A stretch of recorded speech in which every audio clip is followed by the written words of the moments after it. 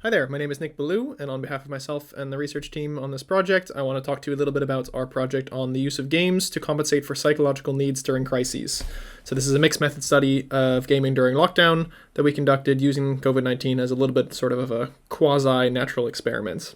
So for the study, we're using the lens of self-determination theory. Self-determination theory predicts that well-being and motivation are affected or even determined by an activity's ability to satisfy three basic needs: the need for autonomy, the need to feel a sense of control and volition in your activities, the need for competence, the need to feel a sense of effectiveness and mastery and growth, and then the need for relatedness, the need to feel caring and cared for by others.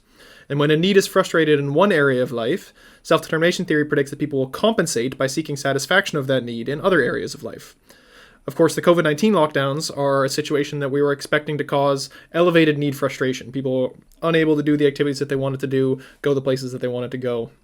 This led us to ask, do people actively select games and gameplay behaviors that compensate for thwarted needs in daily life during isolation periods? And it's important to note that we're talking about all kinds of games: digital games, board games, role-playing games, whatever you can think of. And we had made a series of specific hypotheses based on the predictions of self-determination theory, specifically that satisfaction of autonomy, competence, and relatedness in daily life would be negatively related to satisfaction of that need in gaming, because people wouldn't necessarily be going out of their way to get additional satisfaction of those needs, whereas frustration of autonomy, competence, and relatedness in daily life would be positively related to that satisfaction of that need in gaming. Research question 2 asks then how exactly people are using and adapting their gameplay to manage their need satisfaction this way. So if we do see some kind of compensatory effect or use of games for need management, what is the mechanism for that? So to answer these questions, we developed a survey. We asked people about their need satisfaction and frustration in daily life, how they were feeling in general. We asked them about their need satisfaction in games, and then we asked them some open-ended questions. For example, how, if at all, their gaming activity had changed since the introduction of social isolation measures. We got 285 people to complete this survey, and what we were interested in doing is we were interested in doing non-parametric Spearman's row correlations between these experiences of needs in daily life and these experiences of needs in games. And we based this on a smallest effect size of interest of rho equals 0.2. So this is sort of a rough anchor of what we think might be practically important or perceivable by players. And then on the qualitative side, we did a theory-driven content analysis. So we had a deductive first cycle where we had protocol codes looking for instances of need satisfaction or frustration of each of these needs, both in daily life and in games. And then in the inductive second cycle, we did bottom-up codes about how gameplay satisfied or frustrated these needs. A little bit more of the why related to our second research question. So I'll go through the results one need at a time, starting with autonomy. In the case of autonomy, you can see on the top left graph that we found a positive and significant relationship between autonomy satisfaction in daily life and autonomy satisfaction in games. And you'll note already that this is exactly counter to our hypothesis. And with a rho of 0.26, this was above our sort of anchor for a meaningful or practically significant effect. And exactly the opposite for frustration. So we had a significant but slightly weaker effect where autonomy frustration in daily life was negatively related to autonomy satisfaction in games. But despite these being counter to hypotheses, we found a bunch of qualitative results that indicated that people did use games to compensate for a variety of autonomy frustrating experiences. The themes that came out of this were restricted movements, fragmented time and space, and limited activities. So illustrating just one of these, one participant writes that the chance to control the lives and fates of Sims made up for a current lack of control over my own situation, stuck with social distancing and home office while living alone. For some participants, however, gaming felt like the only activity available to them, rather than something that they were choosing volitionally.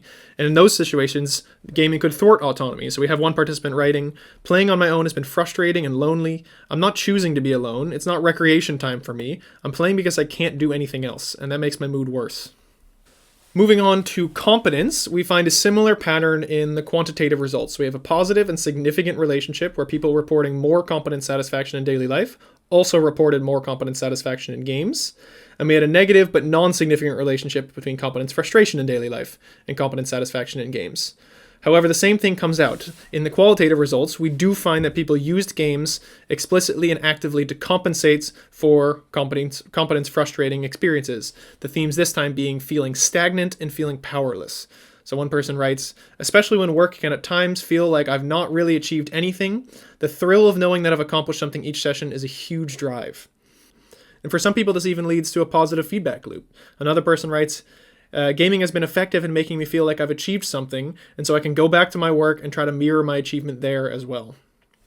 Finally, moving on to relatedness, we find, again, a similarly strong, positive, and significant correlation between relatedness satisfaction in daily life and relatedness satisfaction in games, and a negative but non-significant relationship between relatedness frustration in daily life and relatedness satisfaction in games.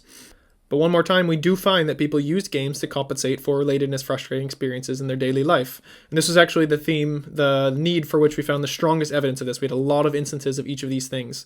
The themes that emerged here were lacking opportunities to connect and connecting in unsatisfying ways. So one person writes, "I'm not a great conversationalist at the best of times, and I don't have anything to talk about at the moment.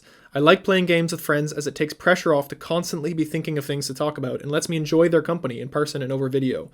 So they're using games as kind of a social lubricants to improve the quality of their interactions with others. As with competence, however, some participants perceived or framed the relatedness experience in-game as less real or less deep.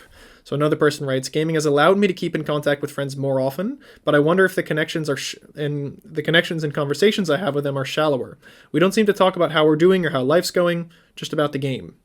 So, taking a step back and looking at the bigger picture, what do we find? Well, first off, most importantly, participants absolutely report intentional, valued, and successful compensation of frustration of all three of those basic needs through the use of games.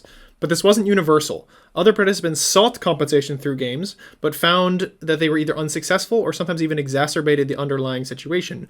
Participants who may be feeling some kind of relatedness frustration in daily life, for example, finding that their connections felt shallow or less meaningful in games as well.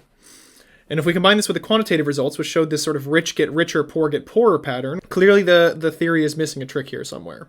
So, putting this all together, it looks like while compensation does occur, it's not systematic enough to find, at least in our quantitative measures. One particularly promising next step that we see would be using something like experience sampling to look at data from the moment of media selection. When I feel more autonomy frustrated than I normally do I select a game that gives me a particularly autonomy satisfying experience? And that kind of effect might operate only on the more moment-to-moment level, rather than the longer time period that we looked at in this study. More broadly, however, it looks like SDT's compensatory prediction is subject to moderators that we haven't identified yet. And these are important because they need to be formalized and tested as auxiliary hypotheses to iterate on the theory and get it closer and closer to the truth. Well, these are hard to identify, but one auxiliary hypothesis that we think might be interesting to pursue would be looking at attitudes about the worth or legitimacy of games. Because we found a lot of people in our sample reporting on sort of feelings of guilt or shame because games were perceived as less real or less important than other real-world activities.